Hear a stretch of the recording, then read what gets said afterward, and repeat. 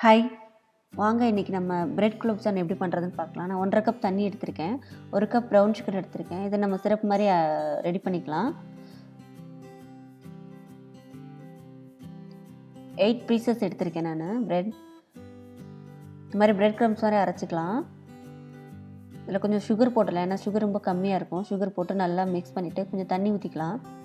நீங்கள் மில்க் கூட ஊற்றி மிக்ஸ் பண்ணிக்கலாம். நீங்கள் இந்த மாதிரி பதத்தில் இருக்கணும். நல்லா பால் பிடிக்கிற மாதிரி இருக்கணும். ஒரு பால் மாதிரி நம்ம உருட்டிக்கலாம்.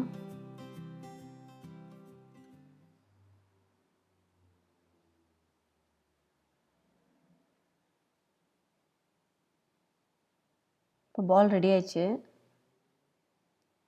இப்போ எண்ணெயில் போட்டு ஃப்ரை பண்ணிடலாம். இப்போ குழந்தைங்களாம் டக்குன்னு குலோப் ஜாமுன் கேட்டாங்கன்னா வீட்டில் பிரெட் இருந்துச்சுன்னா டக்குன்னு ரெடி பண்ணி கொடுத்துடலாம் நம்ம குலோப் ஜாமுன். இப்போ ரெடி ஆயிடுச்சு. நம்ம இப்போ எடுத்துடலாம்.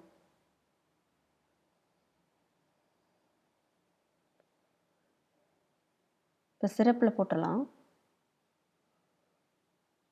இப்போ எவ்வளோ நேரம் வேணால் நீங்கள் ஊற வைக்கலாம். அதை நம்ம ஈஸியாக வீட்டிலே நம்ம பிரெட் குலோப் ஜாமுன் செஞ்சிடலாம். பாருங்கள், பார்க்குறக்கே டெம்ப்டிங்காக இருக்குது. சூப்பராக இருக்கும்.